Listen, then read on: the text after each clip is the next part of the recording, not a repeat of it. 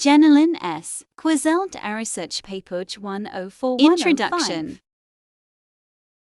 Hi, I am Janelle Esquisel and I am from DHRTA. I am here to discuss how the family planning improves every month's world population. So this is my introduction.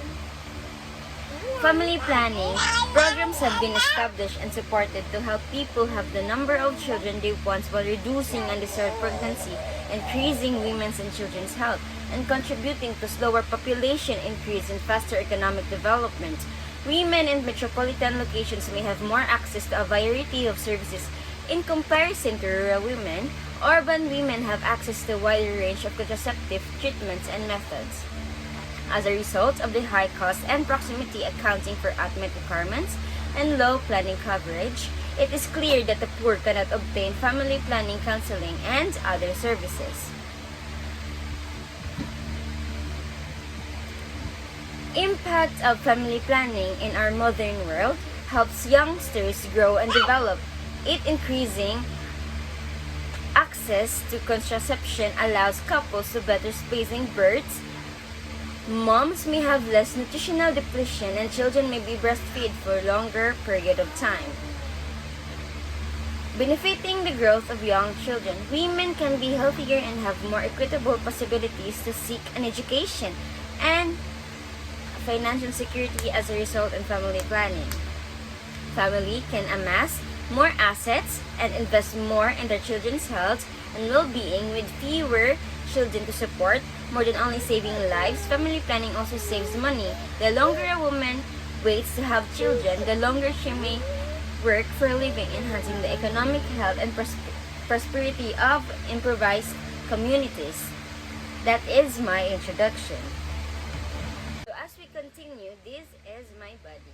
Over the last quarter century, many developing countries have undergone a drastic fertility decline after wide adoption of family planning. The literature documenting this demographic shift has largely focused on investigating the determinants of contraceptive use and the role of contraceptives have played in declining fertility rates. In contrast, there has been less research examining the impact of family planning use in women's lives.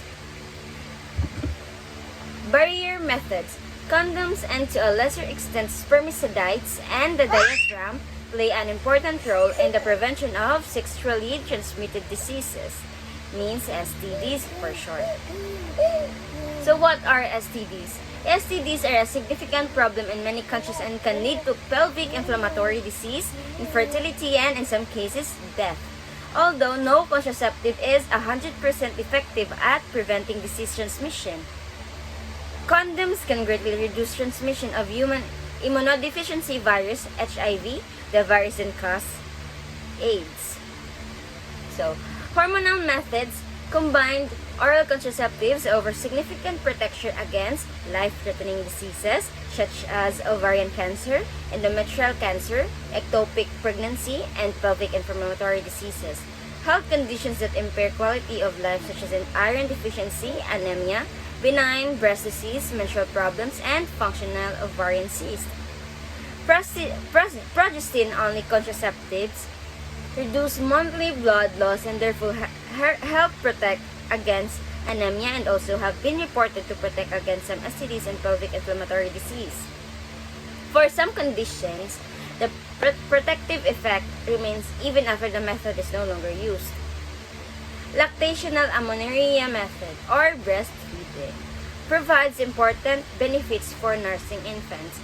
Breastfeeding provides special nutritional benefits to the infant and protect against diarrhea, cough, and colds and other common illnesses. Children's health been estimated that expanding contraceptives services to meet the needs of couples who wish to avoid pregnancy but currently are not using contraception. This could prevent as many as 850,000 deaths per year among children under age 5. So child deaths are prevented through adequate birth spacing.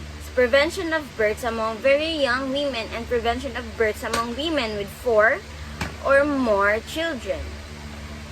When used at least 2 years apart, contraceptives save children's lives.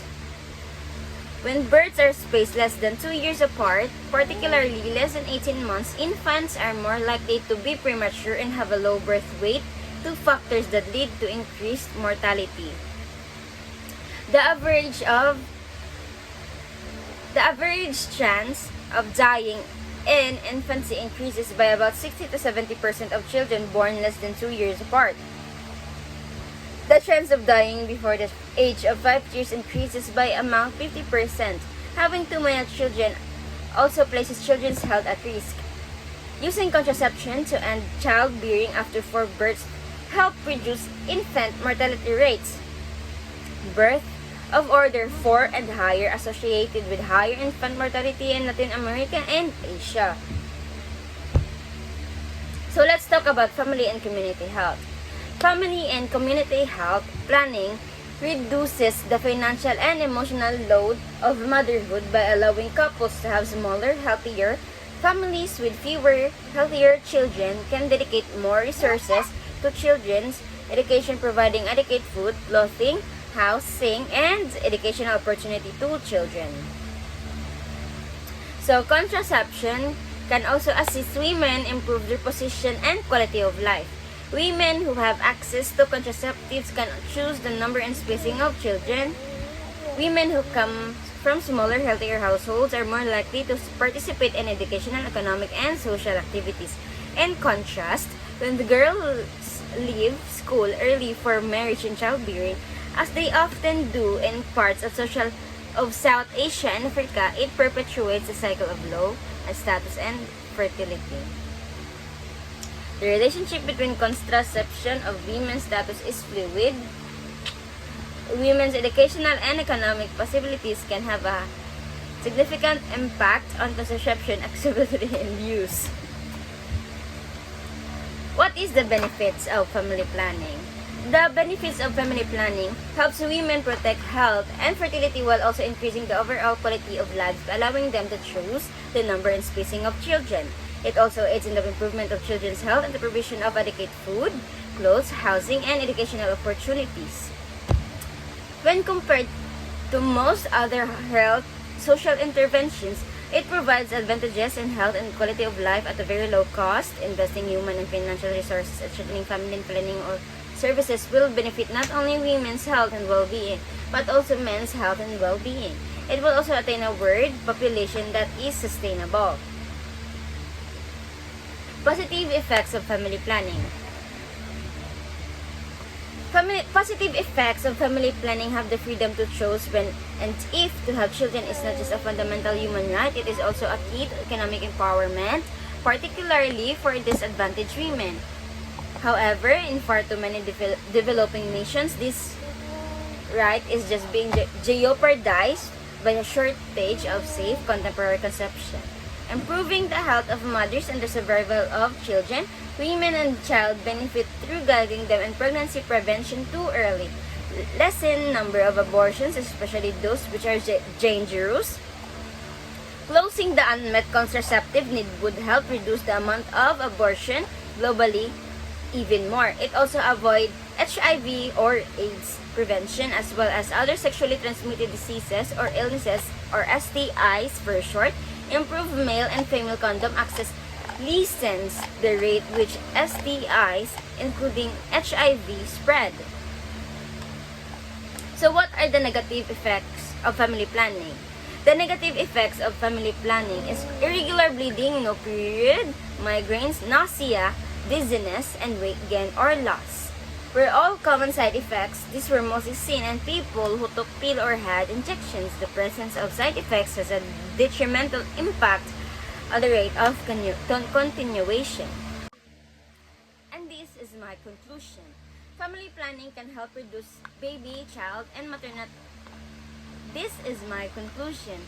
Family planning can help reduce baby, child, and maternal morbidity and mortality by shielding women from the risk of pregnancy and the difficulties that come with it.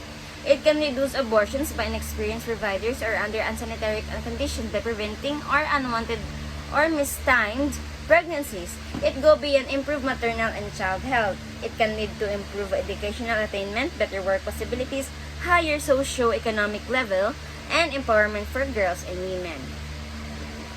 Aside from the well-known health benefits of family planning, little empirical data exists on whether and to what extent contraceptive use is a necessary component for women in developing nations to have a more socially fulfilling existence.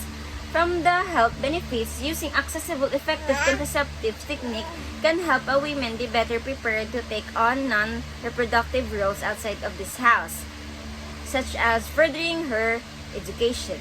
Additionally, the primary goals of family planning programs in underdeveloped countries have been fertility control and mother and child health. However, the findings of this study show that contraception can also help women and improve their schooling after marriage. As a result, services must be considered as an essential component of development policies aimed at enhancing women's social and economic position. The references are Dua E. Affer E. Health Acknowledged Attitudes and Practices of Family Planning. Garin Michael, Family Planning 2018, January. Irfani Amir, 2012, December. That is all. Thank you for listening Thank you for listening of my discussion and all about how family planning improves everyone's world population. That is all. I am Janine Esquisel from the HRTA. Thank you. Thank you for watching.